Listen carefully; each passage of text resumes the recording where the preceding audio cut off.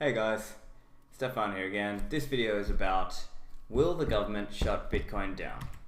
This is a common question I get, and I would say there's probably three main points in response to this sort of question. So first off, the agency problem. I'll get to that later.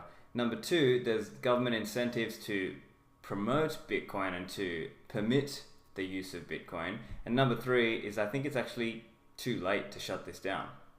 So number one, we've got to understand that government faces what's called an agency problem.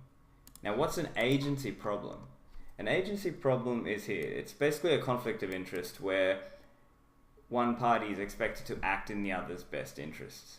So I think this question of will government shut down Bitcoin is treating government as this monolithic one single entity, when really you've got to break that apart and consider that actually it's made up of individuals. And all of those individuals have their own incentive to do what's in their best interest. And what you find in practice is that many of these people would want to hold Bitcoin personally. And so the great irony is, even the people in the government who have been tasked with sort of policing Bitcoin, in some cases, they end up being the ones who go and try to steal Bitcoins or to hold them for themselves in their personal account. So one example of that is the Silk Road probe. So there was an agent here, a US Secret Service agent, who was first probing into, a couple of years ago, the Silk Road, which was an online darknet marketplace trading using Bitcoin. So people were buying drugs and whatever on there. But then this guy was actually trying to steal Bitcoins as well. So you can see here, this is like how he pled guilty to, etc. But you get the point there, that actually it's not that clear that just treating the government as this monolithic entity that will just do.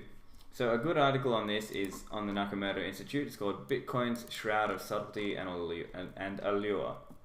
So as you can see, it sort of basically outlines some of those points there. So it's basically talking about how, okay, it happens one at a time, and it can be subtle.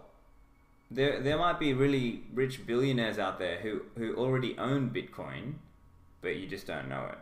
And in the same way, there could be government officials who work in the regulator office or in the tax office or wherever, who themselves hold Bitcoin. And so you can sort of see, well, hey, it's sort of like Bitcoin is making all of us an offer we can't refuse. So I think that's one thing. And then here's another really good example as well. One sec, I'll just get that full screen. So hopefully you can see that there. So that shows Ukrainian lawmakers disclose 45 million in Bitcoin holdings. And note the date here. This is from August 2017, August of last year. And at that point, and this is before the crazy run up in November and December just recently, they disclosed 45 million. So three lawmakers from Ukraine disclosed $45 million in Bitcoin. Right? So even if some of these people are like really corrupt government officials, it's certainly interesting that they've chosen to store their value in Bitcoin, wouldn't you say? And I don't think that's going to be an uncommon thing. I think over time we're going to see more and more big politicians, it'll come out that they actually do hold Bitcoin, even if they haven't necessarily been public about it. And the other factor there is, even if they don't hold it, their kids might. And that's another factor to consider as well. Another point on this whole agency problem here is this one. So, I mean, not necessarily a problem, but here it's just talking about how the futures regulator in the US, the Commodity Futures Trading Commission, they've just recently come out and said, well, our employees are allowed to trade crypto coins. So I think there's really a sense here that this is being seen as the future. So that's just another example. Now, another example is this one here. So Bitcoin seized by Bulgaria's government, now worth 3 billion. So again, here's another example where there were some articles flying around about how I think some criminal gang got busted with all these 200,000 Bitcoin, which back then was worth 500 million in May, but is now at the time of this article is worth much more than that. So you can see there that governments don't necessarily want to shut down Bitcoin if they can make money out of it or if they can tax people on it. And that brings me, so that's pretty much most of point one around the agency problem. Point two now is more about governments having an incentive to let the space grow. So one example here would just be this recent Senate hearing. So this is in the US Senate, where, what's his name? Chris Giancarlo came out with a relatively positive statement on Bitcoin. And I'll just play back one section of it, which I thought was pretty fascinating. It strikes me that we owe it to this new generation. It strikes me that we owe it to this new generation to respect their enthusiasm about virtual currencies with a thoughtful and balanced response, not a dismissive one. So there you go. So you can see there that there's really a sense that governments aren't going to treat this as like outright has to be shut down. It's going to be seen more like this is a new frontier, this is a new gold rush, and governments will want to get their piece of that same gold rush.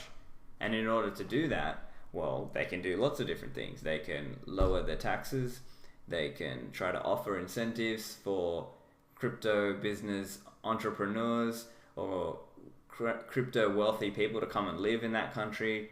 Because at the same time, there's a war for talent on, right? It's brain drain. Countries want to attract the best talent and the best companies and start creating their own sort of ecosystems or startup communities and the like in their country, because that gives them the best chance to have the most innovative and prosperous economy further down the track. So that's the way that's the way of the world, and that's the world we're moving into, the Bitcoin rush. Number 3. So I'm not going to go into a lot of detail on this, but the third point is just about how I think it's basically too late now for a government to shut down Bitcoin, because the mining has gotten to a point now that it would just require an immense capital investment from the government to try and take over the Bitcoin network using mining. And if they were to go and get, to buy the mining equipment, the SHA-256 mining equipment, ASIC equipment, the problem with that is all that would do is allow them to they could try something like a double spend attack, or they could just try to slow down the network in some other way. But the funny thing with the way Bitcoin is set up is that there's a huge incentive to be a miner, because then you can make some Bitcoin out of it and you can make money. So again, it's sort of a funny game theory system setup that governments would probably prefer to just make money out of it by mining. And don't forget, who's going to approve them to spend billions of dollars to go and mine when there's a risk here as well? Because people within Bitcoin could change the proof of work algorithm, which basically would render that government's investment nil. And not only that, you've got to understand that this is sort of like it's like a hydra, and if you cut off one head, then another 2 or 3 will just sprout up. So even if the government were to kill Bitcoin, well, there's thousands of other crypto coins out there. So it's really more like coming to recognize that this technology has been invented and it cannot now be uninvented. It's just here and it's going to stay. So over time, more and more people will start to come to that realization and basically just capitulate and just buy Bitcoin, or just buy whatever the dominant one becomes, right? Which I believe is likely to be Bitcoin. It may not be, but yeah, so I think that's essentially the way to think about this, is that it's here now and it's not going to go away. And the longer that it survives, the more ingrained it becomes. It feels like it's just part of the furniture. So one analogy I've seen was, I think it was on Twitter, but it was talking about how the fact that the internet has been around for sort of 20 or so years, that's enough time now for most people to feel like, okay, the internet is here to stay. It's not something that can just get shut down. So we're just going to live with it, and it's going to become part of our lives. So in the same way, Bitcoin has only been around for about 10 years now.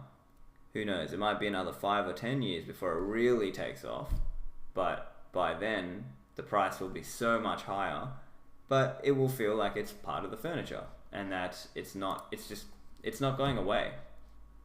So hopefully that was insightful for you guys. And if you enjoy these videos, definitely encourage you guys to give me a like or a thumbs up in the video, and also subscribe to the YouTube channel. Thanks guys. I'll see you in the next one.